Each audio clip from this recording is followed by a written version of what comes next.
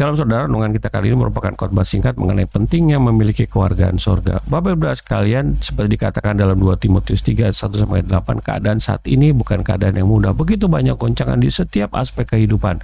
Tetapi ternyata masih ada orang-orang Kristen yang mereka kalah dalam pertempuran ini. Mereka meninggalkan imannya, mereka mengalami keputusasaan. Oleh sebab itu kita harus belajar bagaimana kita bisa kokoh dalam keadaan seperti ini. Kalau kita lihat di dalam firman Tuhan pada saat ini, yang kita lihat di dalam Filipi 3 ayat 20 dikatakan demikian, karena kewargaan kita adalah di dalam sorga dan dari situ juga menantikan Tuhan Yesus Kristus sebagai juru selamat. Luar biasa Bapak Ibu sekalian, kitab Filipi ini merupakan pengajaran Rasul Paulus kepada jemaat di Filipi, menegaskan bahwasanya kewargaan kita adalah di dalam sorga. Oleh sebab itu kita tidak perlu takut dan apapun juga. Kerajaan sorga adalah kerajaan yang tidak tergoncangkan Bapak Ibu sekalian. Kalau kita lihat di dalam Ibrani 12 ayat 28 dikatakan demikian. Jadi karena kita menerima kerajaan yang tidak tergoncangkan, malah kita mengucap syukur dan beribadah kepada Allah menurut cara yang berkenan kepada-Nya dengan hormat dan takut. Bapak Ibu sekalian, kita ini masuk di dalam kerajaan sorga. Kerajaan yang tidak tergoncangkan, Allah sebagai pemimpin kita, Allah sebagai Bapak kita, Bapak Ibu sekalian. Dan disitulah kita harusnya belajar bagaimana kita harusnya sadar, kemudian kita menyikapi dan menghidupi sebagai warga kerajaan sorga, seperti halnya Rasul Paulus mengajarkan kepada jemaat Filipi yang memang kuat imannya, sedang bertumbuh, telah mengalami begitu banyak tekanan dan diperkuat oleh kesaksian hidup oleh Rasul Paulus sendiri. Rasul Paulus mengajarkan beberapa hal. Yang pertama adalah bahwasanya kita harus memahami diri kita ini siapa. Rasul Paulus mengajarkan diri orang-orang Filipi itu siapa. Pertama yang kita pelajari adalah dalam Filipi 3:12, bukan seolah-olah aku telah memperoleh hal ini atau telah sempurna, melainkan aku mengejarnya kalau aku dapat juga menangkapnya, karena aku pun telah ditangkap oleh Kristus Yesus. Bapak Ibu sekalian, Rasul Paulus merupakan orang yang mengucap syukur karena dirinya ditangkap oleh Kristus. Begitu Rasul Paulus ini dulu yang bernama Saulus mengalami kehidupan di mana dia menyiksa orang-orang Kristen, dia merasa bersalah luar biasa. Tetapi ketika dia mengalami perjumpaan dengan Tuhan Yesus, dia merasakan satu kelegaan bahwasanya dirinya dibenarkan bukan karena kekuatan dirinya atau bagaimana hidupnya masa lalunya, tetapi dia karena kasih karunia Allah saja. Inilah kehidupan warga kerajaan sorga yang dikembalikan kita hanya oleh karena kasih karunia Allah saja. Kita harus ingat di dalam 1 Yohanes 4 ayat 4 bahwasanya asal kita adalah daripada Allah saja. Bapak Ibu sekalian, adalah satu kelegaan ketika kita hidup dipindahkan dari kegelapan menjadi terang. Hukum-hukum kita bukan hukum-hukum duniawi, tetapi kita berada di bawah kuasa Allah. Kita mengikuti hukum duniawi karena kita taat kepada Allah, dan Allah yang berkuasa atas kita, bukan dunia dan permasalahan. Itu merupakan satu terobosan yang luar biasa Bapak Ibu sekalian.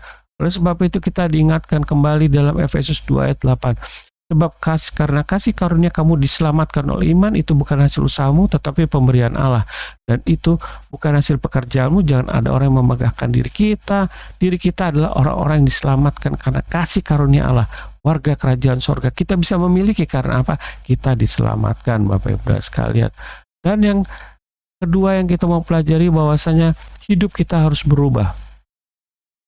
Kalau kita lihat di dalam firman Tuhan yang di dalam Filipi 3 ayat 13 demikian, saudara-saudara, aku sendiri tidak menganggap bahwa aku telah menangkapnya, tetapi ini yang kulakukan, aku melupakan apa yang telah di belakangku dan mengarahkan diri kepada apa yang di hadapanku. Sebagai pribadi yang telah diperbaharui, Paulus memberikan contoh hidupnya benar-benar berubah 180 derajat. Apa yang dulu dianggap benar sampai bisa menyiksa orang Kristen, dia tinggalkan. Bahwasanya itu bukan sebagai suatu hal yang baik Bapak Ibu sekalian. Itulah yang terjadi. Makanya kita sebagai orang-orang yang telah dibenarkan oleh Allah, kita masuk meninggalkan cara kehidupan kita yang lama. Kita tidak perlu takut dan khawatir. Kita harus benar-benar kudus dan saleh di hadapan Allah. Orientasi hidup kita hanya sorga, dan kita tidak perlu memikirkan lagi apa yang terjadi di sekitar kita, bahwasanya kita hidup di dalam kerajaan Allah yang tidak tergoncangkan. Kita hidup di dalam damai sejahtera Allah, dan damai sejahtera itu menguasai diri kita sebagai orang percaya. Tidak ada kekhawatiran akan apapun juga. Warga kerajaan sorga tidak memiliki kekhawatiran dan ketakutan apapun juga. Seperti dikatakan dalam firman Tuhannya, sebagai ciptaan yang baru, inilah yang harus kita hadapi. Dulu kita khawatir, dalam 2 Korintus 5:17 dia katakan, jadi siapa yang di dalam Kristus ialah ciptaan baru, yang lama sudah berlalu, sesungguhnya yang baru sudah datang. Kita tidak perlu cara memiliki kehidupan seperti yang lama, khawatir, takut, cemas, dan bagaimanapun juga berubah, Bapak Ibu sekalian. Dan yang ketiga, sebagai warga kerajaan sorga, kita ini memiliki tujuan yang jelas. Seperti dikatakan dalam firman Tuhannya di dalam Filipi 3 ayat 14, dan berlari-lari kepada tujuan peroleh hadiah, yaitu panggilan sorgawi dari Allah dalam Kristus Yesus. Ketika kita menyadari siapa diri kita, kemudian kita berubah kehidupan kita 180 derajat dalam keadaan dunia yang tidak baik ini, orientasi hidup kita jelas, kita memiliki tujuan yang jelas, fokus hanya kepada Allah saja di dalam Kristus Yesus. Tidak ada satupun yang dapat menghentikan orientasi kehidupan kita. Apakah itu penderitaan, siksaan, penganiayaan, atau apapun juga. Tidak lagi memberatkan kehidupan kita, Bapak Ibu sekalian. Inilah orientasi yang telah hidup baru, di mana hatinya, pikirannya, tindakannya, ucapannya hanya untuk memuliakan Allah. Tidak ada lagi dalam hidupnya, melainkan hidup kudus dan berkenan kepada Allah saja dalam kesucian dan kesalehan. Jadi dalam keadaan menakutkan apapun juga, apakah itu namanya resesi, perang, bencana, maka iman kita kokoh dan tetap setia kepadanya.